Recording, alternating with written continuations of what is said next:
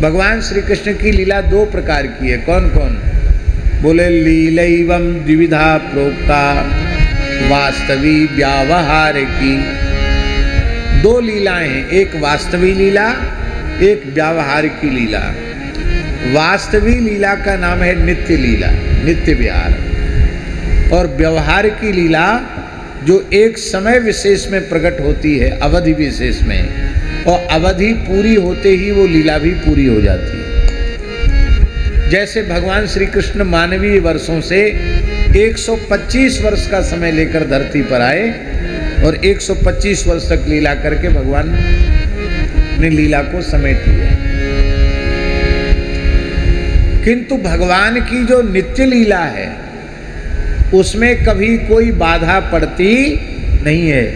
इसलिए हमारे ब्रज के रसिकों ने कहा नित्य लीला के संबंध में, चंद्र टरे सूरज टरे, टरे त्रिगुण विस्तार, पर दृढ़ व्रत श्री हरिवंश को टरे न नित्य विहार। नित्य विहार टलता नहीं।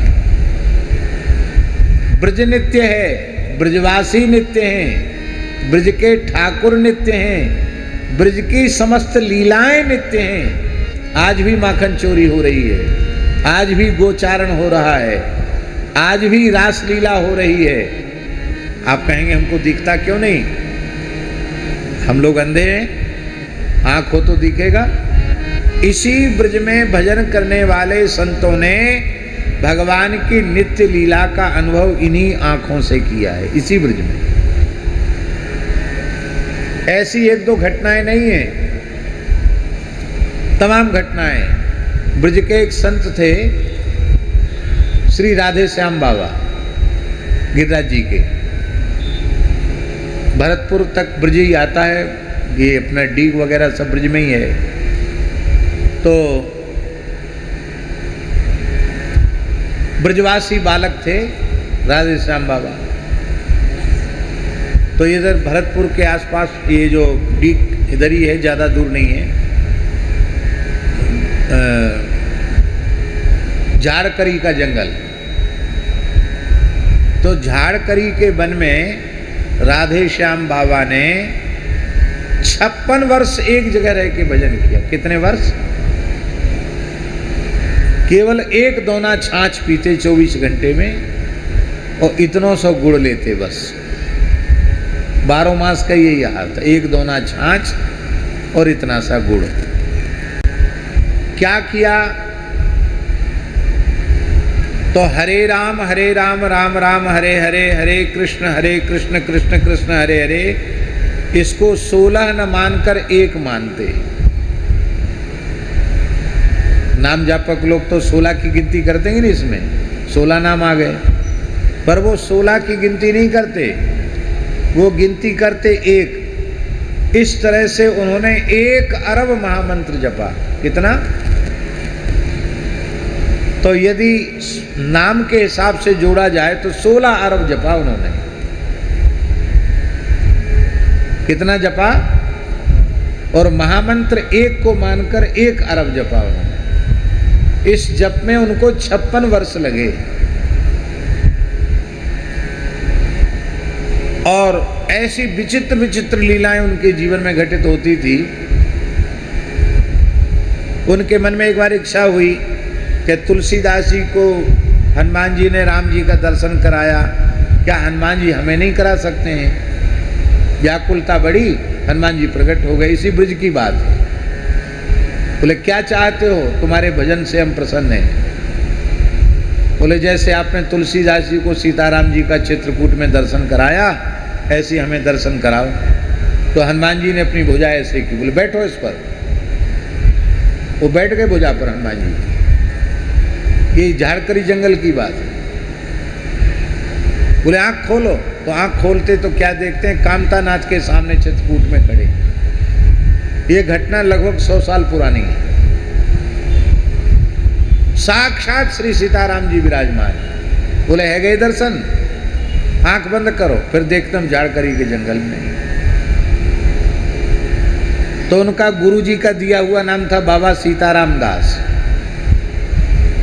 और उनको इच्छा हुई कि ठाकुर जी के रास के दर्शन करना है किसी ने कह दिया कि वृंदावन में सेवा कुंज में नित्य रास होता है। भोले भाले संत सेवा कुंज में चले गए, रात को छिप गए काऊ झाड़ी में। एक मास्टर और थे उनके साथ में, वो मास्टर भी उनके साथ गए तो उनको तो किसी अज्ञात शक्ति ने बाहर कर दिया रात्रि के समय, और बाबा जी बैठ कर के जप कर रहे थे महामंत्र का। तो उन्हें साक्षात श्री राधा रानी के महाराज का दर्शन हुआ, और राधा रानी नृत्य करते भई आई और सिर पे हाथ पधरा के बोली, बाबा अब तू राधे श्याम है जा। आपने चरणों में सिर रख के कहा जो आ गया, और उसके बाद बाहर निकले, अपने आप ब्रजवासी कहने लगे राधे श्याम बाबा, कहने लगे बाबा राधे श्याम, बाबा राधे श्याम, राधे श्याम बाबा के नाम से प्रसिद्ध हो गए। ये एक उदाहरण हमने इसलिए दिया कि ऐसे एक दो संत ब्रज में हुए क्या, सैकड़ों संत ब्रज में हुए, और आज भी लीला कर रहे हैं, लीला का अनुभव कर रहे हैं, आज भी लीला का अनुभव कर रहे हैं। गृहस्थों में लोग लीला का अनुभव कर रहे हैं, सब जानते नहीं हैं। और प्रत्यक्ष घटनाएं ऐसी हैं कि उनको देखकर आपको विश्वास करना पड़ेगा। हमारे शरीर की जन्मदात्री माता ब्रज में ही आ गई थी, वृंदावन में। शारीरिक रूप से कुछ अस्वस्थ थी, अस्वस्थता का कारण भी वो खुद ही थी, क्योंकि पहले बहुत तपस्या करी, बहुत व्रत, बहुत उपवास, इतना जैसे भगत जी का है ना कि इतने बजे तक हो जाए तब खाना पीना, ऐसे ही उन्होंने अपने जीवन में ऐसा ही किया। इतना नियम हो जाएगा तब जल पीना, तब कुछ खाना, एकादशी को केवल तुलसी दल लेना और कुछ नहीं लेना। और गामन में काम तो खूब होता है, घर में काम कम होता है क्या? माताओं के पास बहुत काम होता है, सब काम यथावत करना। तो यहाँ वृंदावन आ गई, एक दो घटनाएं नहीं, ऐसी विचित्र विचित्र घटनाएं। भगवत धाम जाने के, बाबा पंडित जी भगवत धाम जाने के कुछ दिन पूर्व की बात, बोली हमारे पैरों में दर्द हो रहा है, तो पेट में एक नली पड़ी हुई थी, कुछ तकलीफ थी इसके कारण। तो एक ब्रजवासी नर्स को रखा, तो उसने कहा कि माताजी आप तो चलती फिरती तो है नहीं, आप तो व्हील चेयर पे चलती हैं और इन्फेक्शन का डर रहता है, इसलिए कोई भीड़ भाड़ भी नहीं आती आपके पास, तो आपके पैर में दर्द कैसे हो गया? तो बोली हम भांडीर वन पर खेलने गए थे। किसके संग गए थे खेलने? बोले वो हमारी राधा सखी बोलती थी, राधा सखी आई थी, उनके साथ गए थे खेलने के लिए। कौन भांडीर वन? बोले जहाँ ब्रह्मा जी ने राधा कृष्ण का विवाह कराया वही जगह तो है। तो आप तो चल नहीं सकती। बोले जैसे ही राधा रानी आती हैं हमारा ये स्वरूप थोड़ी रह जाता, हमारा स्वरूप तो बदल जाता है। तो वहाँ हम खेलते रहे और उसी से थक गए लौट के। तो तुमको भेजने कौन आया? तो बोले तुम्हें दिखाई नहीं पड़ता है, सामने राधा रानी खड़ी हैं, दाहिनी तरफ रंग देवी हैं और बाईं तरफ तुंग विद्या है।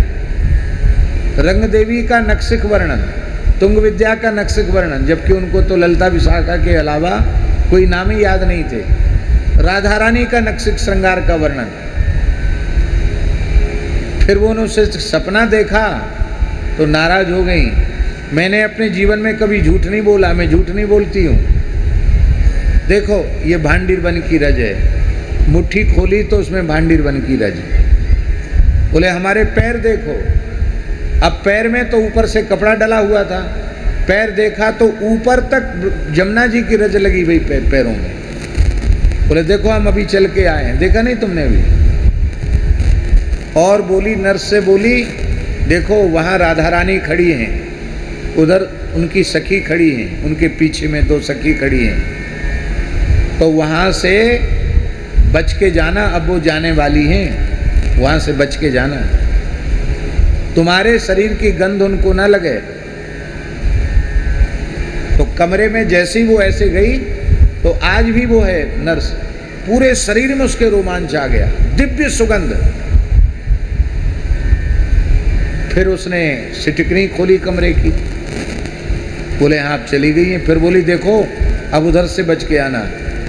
उधर जो रज इस कोने में है ना, वो राधा रानी की चरण रज है, और उधर जो चरण रज है वो उनकी सखियों की चरण रज है। तो सखियों की रज अलग रखो, राधा रानी की रज अलग रखो, मिलाना नहीं, क्योंकि वे स्वामिनी है और वो सखी हैं, मिलाना नहीं। आज भी वो रज रखी हुई है। ऐसी 1-2 घटनाएं नहीं, जाने कितनी घटनाएं। जिन संतों का उन्होंने कभी दर्शन नहीं किया, उन संतों का उनको दर्शन होता था। राधा बाबा का कभी दर्शन नहीं किया, उनका दर्शन। हनुमान प्रसाद पोद्दार जी का कभी दर्शन नहीं किया, भाई जी का बार-बार दर्शन। स्वामी श्री हरिदास जी का दर्शन,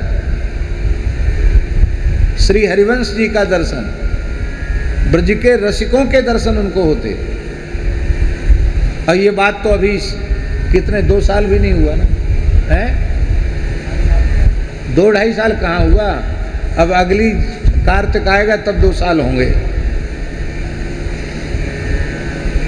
ये बात हम इसलिए कह रहे हैं कि निश्चल निष्कपट भाव से, ईमानदारी से जो भजन करते हैं उनको आज भी पद पद पर नित्य लीला का अनुभव होता है। तो ये जो बात लिखी है, सांडली जी ने जो कहा कि ब्रज ठाकुर जी का नित्य लीला धाम है, आज भी समस्त लीलाएं हो रही हैं। भाग्यशाली लोग उसका अनुभव करते हैं। तो देखो ब्रजवासी कहूं गए ना आए, वो नित्य लीला से प्रकट लीला में आए थे, और जब ठाकुर जी की प्रकट लीला पूरी हो गई तो ब्रजवासी पुनः नित्य लीला में विराजमान है। तो सांडली जी बोले न तो ठाकुर जी कहूं ब्रज छोड़ के गए, न दाऊ दादा छोड़ के गए, न ब्रजवासी गए, न राधा रानी गई, न सखियां गई, ये सब यही हैं। नित्य लीला आज भी ब्रज में हो रही है, ये सांडली जी ने कहा। और अपने यहाँ जड़खोर में तो सौगंधी पर्वत है, सौगंधनी शिला है, जहाँ ठाकुर जी ने छू के कहा ब्रजवासी बल्लभ सदा मेरे जीवन प्राण इन तज अनत न जाऊंगा मोहि नंद बाबा की आन। नंद बाबा की सौगंध खा के ठाकुर जी ने कहा हम ब्रज छोड़ के नहीं जाएंगे, और आज भी ठाकुर जी ब्रज छोड़ के नहीं गए। माई मेरे श्याम लगो